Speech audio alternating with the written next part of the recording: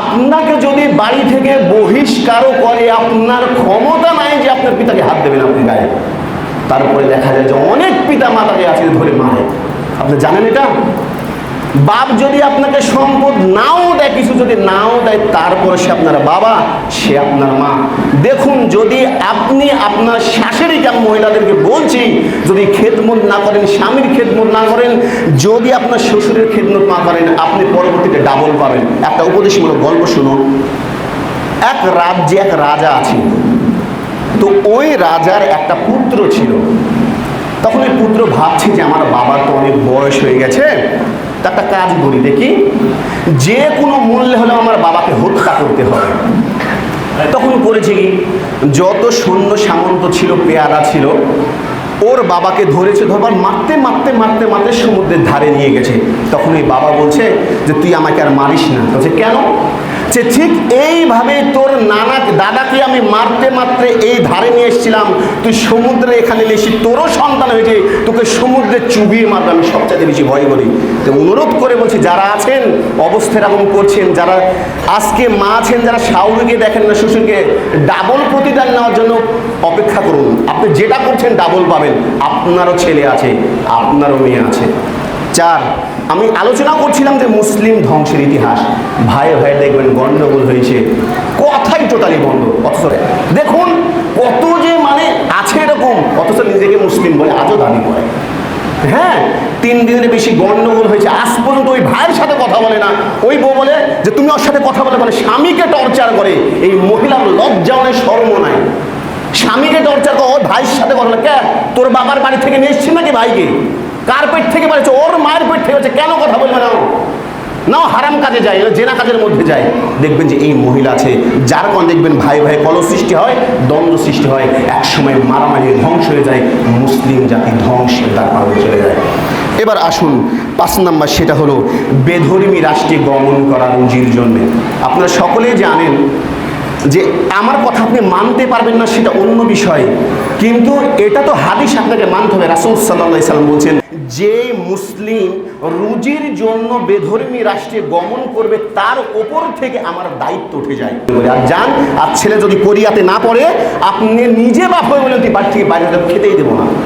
এই জন্য রাসূল সাল্লাল্লাহু আলাইহি সাল্লাম বলছেন, এমন এক জামানা আসবে যে মানুষ হালাল হারাম বিচার বিশ্লেষণ না করে খাবে, তখন তার শূকর এবং বানরে পরিণত হবে। কেন? রাসূল সাল্লাল্লাহু আলাইহি সাল্লাম বলছেন, শূকর এমন একটা পৃথিবীর বুকে প্রাণী যে বিচার বিশ্লেষণ না করে খায়। এমন প্রাণী যে বিচার বিশ্লেষণ না করে খায়, এবং বানর মানুষকে অনুকরণ করে চলে। আপনি আপনার ছেলেকে বলেন সৌদি আরব যেতে যাবে না, কেন? টাকা কম তাই। অথচ দেখুন রাসূল সাল্লাল্লাহু আলাইহি সাল্লামের সময় এই হাদিসটা আমি প্রায় বলি। হযরত আবু হুরায়রা রাদিয়াল্লাহু তাআলা আনহু, বিখ্যাত একজন সাহাবী, পুরুষদের মধ্যে সবচেয়ে বেশি হাদিস বর্ণনা করেছেন। তো তিনি বর্ণনা করেছেন সহিহ বুখারীর মধ্যে যে আমার অনেক ক্ষুধা লেগেছে, রাসূল সাল্লাল্লাহু আলাইহি সাল্লামের কাছে আসি, হাদিস শুনি, পেটে খাবার নাই। তো আমি মসজিদে বসে আছি, যে একজন যদি বড়লোক সাহাবী আসে, আমার মুখের দিকে তাকায়, যদি কিছু খেতে বলে, তো তখন বলছে আমি মসজিদে আছি। এমন সময় দেখছি যে আবু বকর রাদিয়াল্লাহু তাআলা আনহু চলে আসছে। আসার পর তাকে বলছি যে ভাইজান, এই হাদিসের ব্যাখ্যাটা কি হবে? বলছে আমার উদ্দেশ্য কিন্তু ব্যাখ্যা শোনার না, আমার উদ্দেশ্য যদি আমাকে এতটুকু খাবার দেয়। বলছে তিনি আমার দিকে লক্ষ্য করলেন না, চলে গেলেন। তারপর দেখছি যে ওমর ইবনে খাত্তাব রাদিয়াল্লাহু তাআলা আনহু আসছেন। আসার পরে বলছে যে ভাই, এই কোরআনের তাফসীরের আল্লাহ রাব্বুল আলামিন কি ব্যাখ্যা করেছেন? বলছে উদ্দেশ্য তো আমার কোরআন তাফসীর শোনা না, উদ্দেশ্য যদি একবার আমাকে ডাকে খেতে দেয়। তো তিনিও আমার সাথে কথা বললেন, কিন্তু তিনি আমার দিকে তাকালেন না। তারপরে দেখছি রাসূল পাক সাল্লাল্লাহু আলাইহি সাল্লাম আসছেন।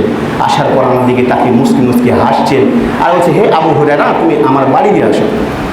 তখন আবু হুরায়রাকে বাড়িতে নিয়ে গেলেন। যাওয়ার পরে রাসূল সাল্লাল্লাহু আলাইহি সাল্লাম তার স্ত্রীকে বলছেন যে বাসায় কিছু খাবার আছে। তো তখন বলছে যে আছে, অমুক আনসারি কিছু দুধ হারিয়া দিয়ে গেছে, এক বাটি আছে। তখন রাসূল সাল্লাল্লাহু আলাইহি সাল্লাম বলছে ওটা নিয়ে আসো। নিয়ে আসলেন, বুখারী বর্ণনা কিন্তু, যেটা আমি বর্ণনা করছি। তারপরে বলছে যে হ্যাঁ আবু হুরায়রা, আসহাবে সুফার যত লোক আছে সকলকে ডাক দাও। তখন আমার মনটা একদমই ভেঙে গেল, মনে করছিলাম এতটুকু দুধ পাবো, তাও খেতে পাবো। তখন রাসূল সাল্লাল্লাহু আলাইহি সাল্লাম বলছে আমার দিকে তাকাচ্ছেন আর মুস্কি মুস্কি হাসছেন। তারপর বলছে যে আবু হুরায়রা, একটা কাজ করো, তুমি ডাকে দেবো, মানে আরোই পাবো না, আমাকে বাড়তে দিয়েছে। তারপর বলছে সকলকে দিলাম, একটু একটু করে খেলো, খাওয়ার পর সব চলে গেল। তখন রাসূল সাল্লাল্লাহু আলাইহি ওয়াসাল্লাম আবার হাসছেন আর বলছেন, এ আবু হুরায়রা, আমি আর তুমি বাকি রইলাম, যে তুমি একটু খাও। তা আবু হুরায়রা রাদিয়াল্লাহু আনহু বলছেন, আমি খেলাম, খেলার পর রাসূল সাল্লাল্লাহু আলাইহি ওয়াসাল্লামকে দিলাম, তখন আরেকটু খাও, সে আরেকটু খেলাম, দিলাম। তখন আবার বলছে যে আরেকটু খাও, সে আরেকটু খেলাম, খাওয়ার বলছে রাসূল সাল্লাল্লাহু আলাইহি ওয়াসাল্লাম যে আরেকটু আবু হুরায়রা খাও। সে ওয়াল্লাহি, আল্লাহর কসম, ইয়া রাসূলুল্লাহ, আমার পেট আর ফাঁকা নাই। সুবহানাল্লাহ। আপনি কি আবু হুরায়রা চাইতেও গরিব? আপনার বাড়িতে এখনো দেখেন 8-10 বিঘি সম্পত্তি, অথচ আপনি আপনার ছেলেকে ওই রুজির জন্য বেধর্মী রাষ্ট্রে পাঠান। বলুন, ইসলাম আছে? থাকবে? আপনার আছে, আপনার চলে। আমি বলছি আপনি মানতে পারবেন না, সেটা আলাদা বিষয়, আর এটা অস্বীকার করার জায়গা নাই। আপনি তো তার চাইতেও খারাপ। আমি যেটা বলেন, আপনি বিড়ি সিগারেট খান, আপনার ছেলে আপনাকে দেখে খায়, ও গাঁজা খায়, ও ফেনসিডিল খায়, আর আপনি বলেন যে আমি ইসলামের সাপোর্ট করি। মিথ্যা কথা, ওয়াল্লাহি বলছি মিথ্যা কথা। ওই ছেলে দেখবেন 10-এর সামনে সিগারেট খেয়ে রাস্তা দিয়ে ঘুর ঘুর করে চলে।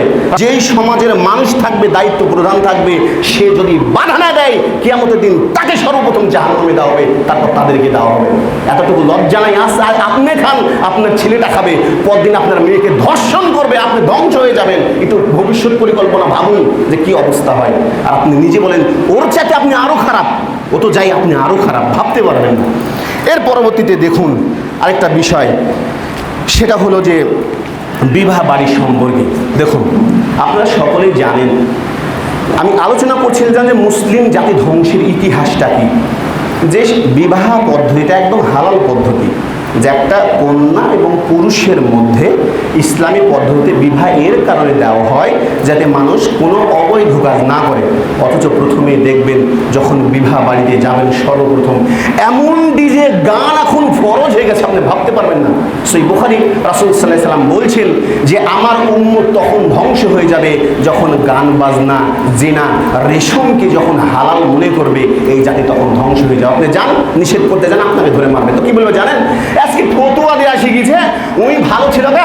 কোনো ব্যক্তি যদি তওবা করে ফিরে আসে, তোমার এই ইখতিয়ার নাই যে তুমি তাকে অন্য কথা বলবে। কেন? তুমি জানো না তার ঈমান কতখানি বেড়েছে। ওমর ইবনে খাত্তাবের জীবনে পড়ুন, দেখবেন। আমি যদি একটা কথা বলি, আমার ভুল ধরার জন্য মানুষ পাগল করে যায়। বুঝ আল্লাহ রাব্বুল আলামিন বলেছেন, কু আনফুসিকুম ওয়া আহলিকুমুন নার, তুমি নিজে জাহান্নামের আগুন থেকে বাঁচাও, তোমার আহলা পরিবারকে বাঁচাও। যদি পারিবারিক জীবন থেকে শিক্ষা দিতে না পারেন, এই রাষ্ট্রে কখনো শান্তি ফিরে আসবে না। আপনি সর্বপ্রথম আপনার পরিবারকে কন্ট্রোল করুন, আপনার ছেলেকে 5 ওয়াক্ত সালাতি বানিয়ে তুলুন, ইসলামী শিক্ষা দেন। দেখবেন আপনার দেখি পাশের বাড়ির জন শিখবে, পাশের বাড়ি থেকে তার বাড়ির জন শিখবে। দেখবেন তখন সমাজটা এমনি পরিবর্তন হয়ে গেছে।